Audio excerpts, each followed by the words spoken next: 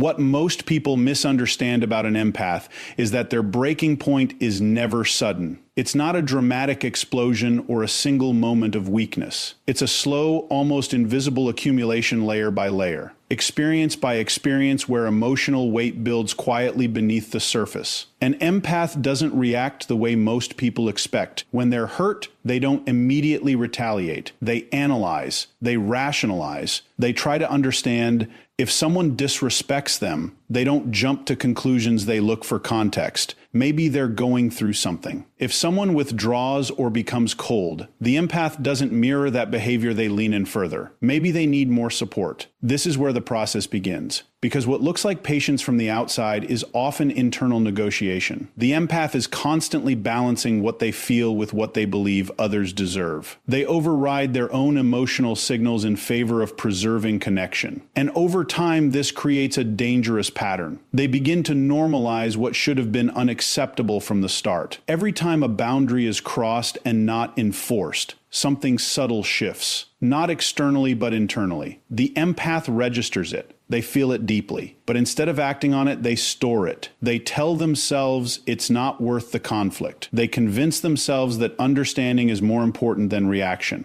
And so they absorb it. This is the part most people never see, because the empath doesn't always express pain in obvious ways. They don't announce every disappointment. They don't catalog every betrayal out loud. But psychologically, nothing is dismissed. It's all recorded. Every inconsistency, every moment of being undervalued, every instance where their effort wasn't reciprocated. And here's where it becomes critical to understand the difference between endurance and tolerance. Endurance is conscious. It has limits. Tolerance, when stretched too far, becomes self-abandonment. The empath, without realizing it, begins crossing that line. They're no longer choosing to stay, they feel obligated to stay. Not because the situation deserves it, but because they've invested too much emotionally to walk away. So they give more. They communicate more clearly. They become more patient. They try to fix what isn't theirs to fix. And in doing so, they unintentionally teach others a very specific lesson.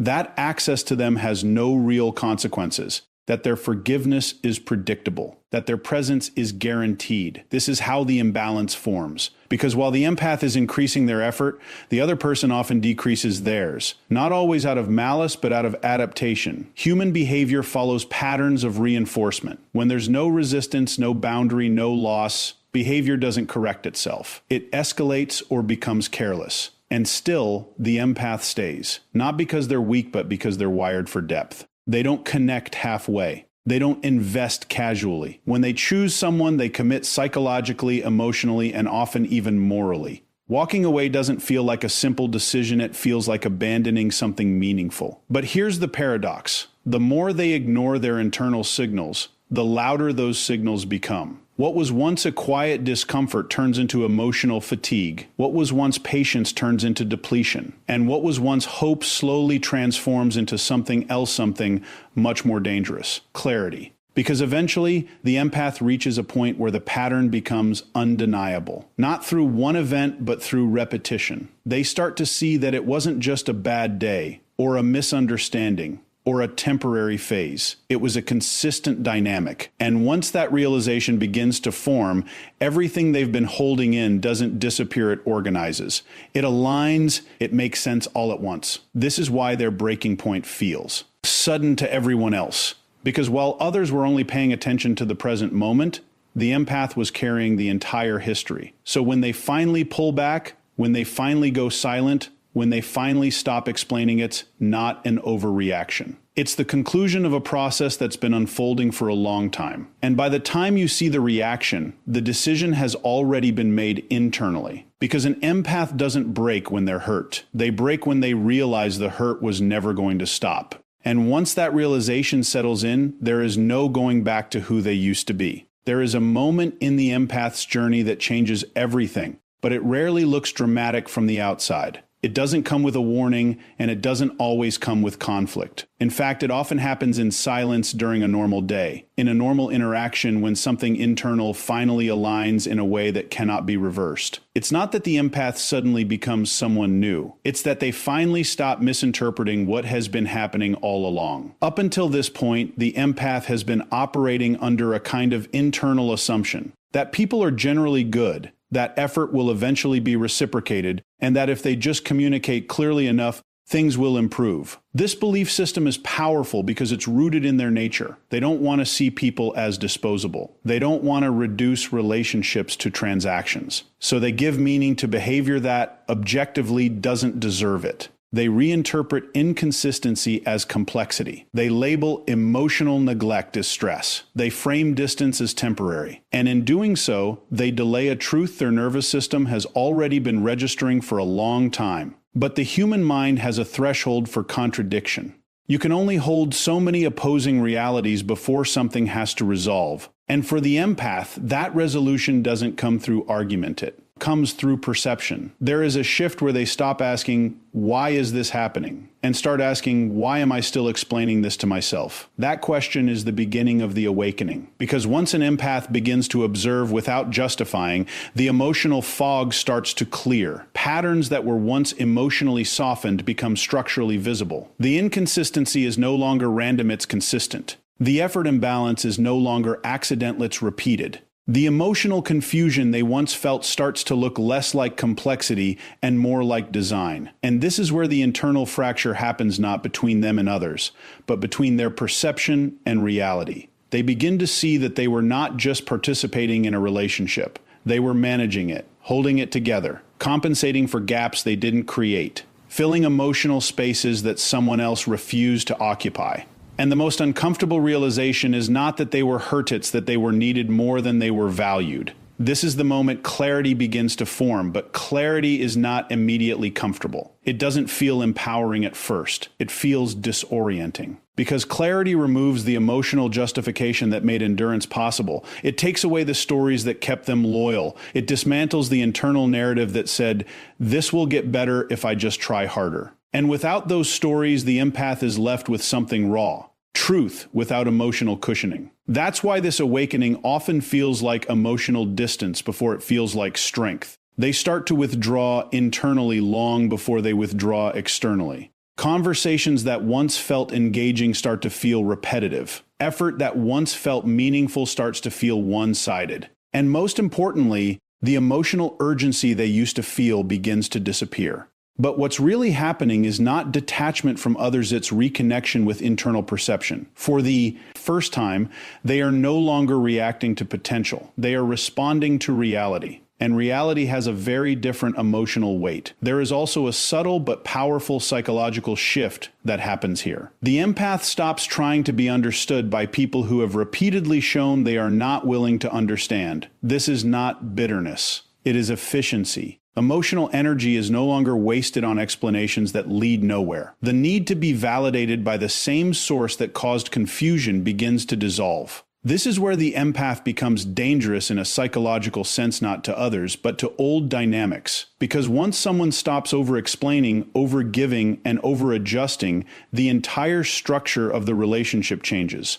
The imbalance is no longer supported. The system loses its compensation mechanism. And that is when people notice the shift. They don't always understand it. They just feel it. The empath is still physically present, but emotionally, something has stepped back. The urgency is gone. The availability is no longer automatic. The emotional accessibility that was once assumed is now conditional. But what others experience as distance, the empath experiences as alignment. Because for the first time, they are not reacting to fear of loss, they are responding to recognition of truth. And once that recognition becomes irreversible, the empath doesn't argue anymore. They don't try to convince. They don't try to repair what was never being built equally in the first place. They simply see it. And in that seeing, the illusion ends. Because the awakening of an empath is not the moment they stop caring. It is the moment they finally understand what they were carrying all along and decide they no longer need to carry it at all. And once that realization becomes permanent, the old version of them doesn't return.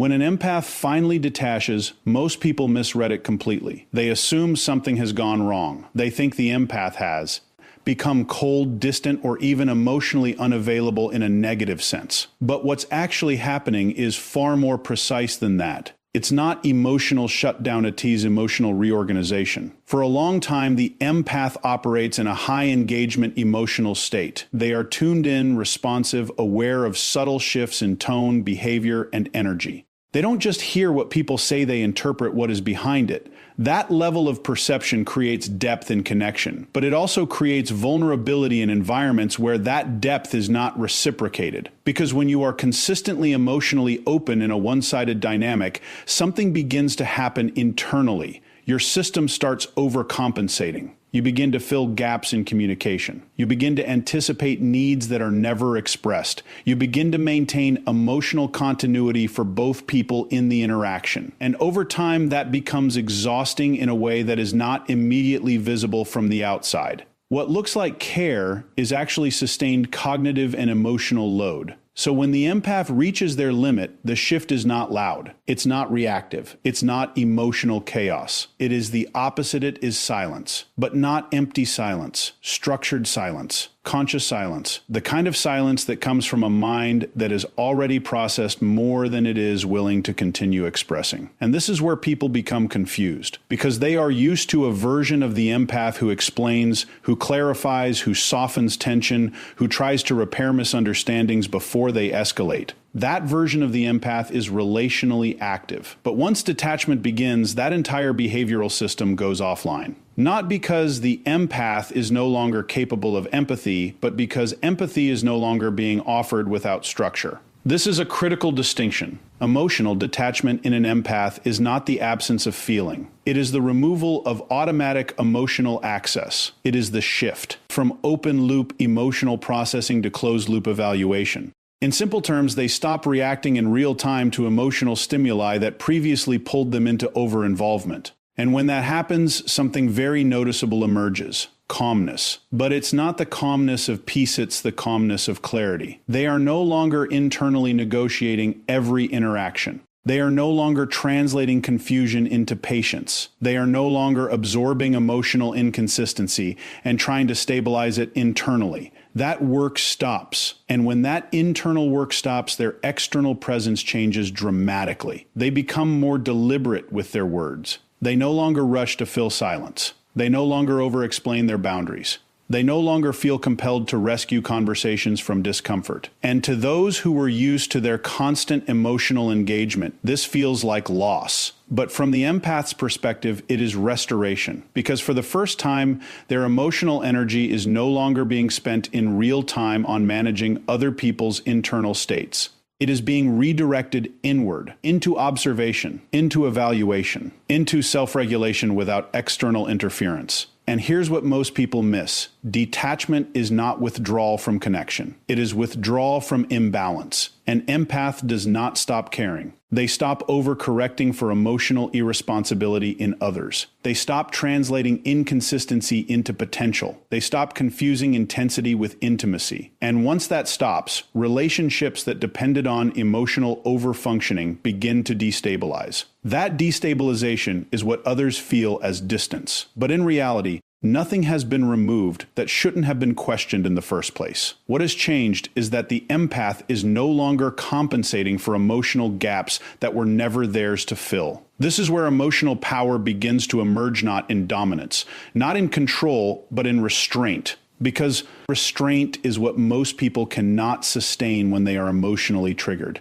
They react, they pursue, they explain, they attempt to fix. The empath, in contrast, learns to observe without immediate response. And that delay, the space between stimulus and reaction, is where power develops. In that space, they regain choice. Choice over engagement, choice over explanation, choice over emotional investment. And most importantly, choice over access. This is why detached empaths are often misunderstood. People assume they have become indifferent, but indifference does not require awareness. What the empath has developed is awareness without compulsion. They still see everything. They still understand everything. But they no longer feel obligated to act on everything. And that shift changes the entire psychological dynamic between them and others. because now emotional access is no longer guaranteed. It must be earned through consistency, respect, and reciprocity, and anything less simply does not register as worthy of emotional investment. So what appears as emotional distance is actually emotional precision.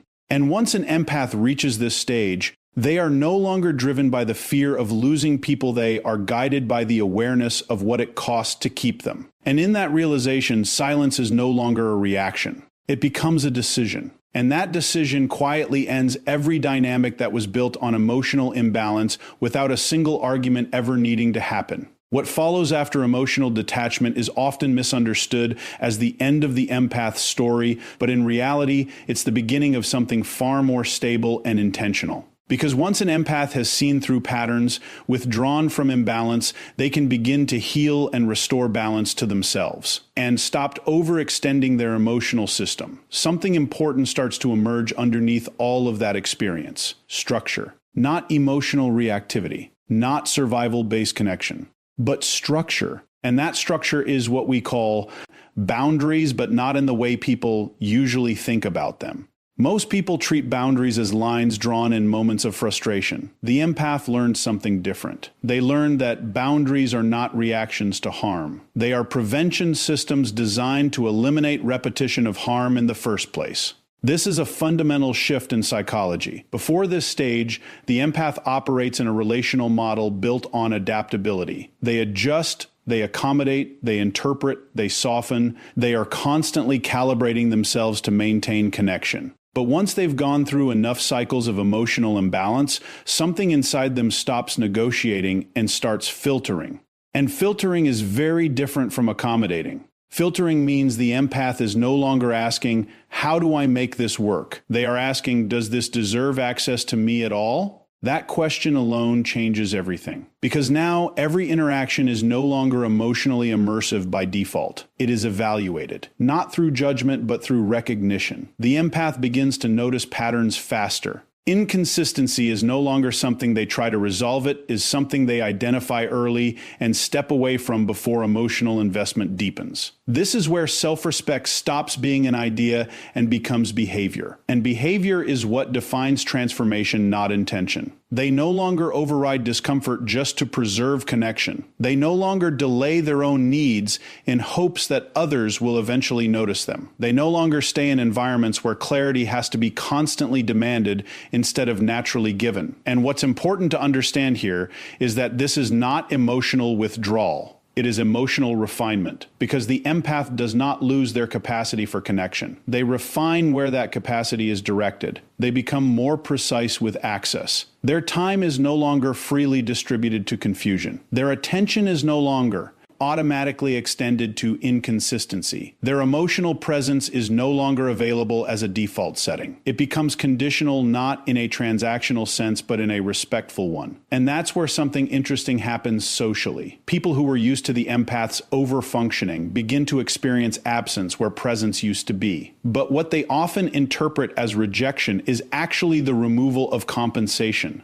The empath is no longer balancing emotional inequity in relationships that were never mutual in the first place. This is why the shift feels so noticeable, because the empath is no longer participating in dynamics that depended on their emotional excess. And in that absence, the truth of the relationship becomes visible. But internally, something even more important is happening. The empath is no longer deriving identity from how much they can endure. They are no longer measuring their worth by how much they can tolerate. They are no longer confusing emotional sacrifice with emotional value. Instead, they begin to anchor their identity in something more stable. Choice. Choice over who they engage with. Choice over what they tolerate. Choice over where they invest emotional energy. And once choice becomes the foundation, emotional chaos loses its influence, because chaos only controls systems that are unstructured. When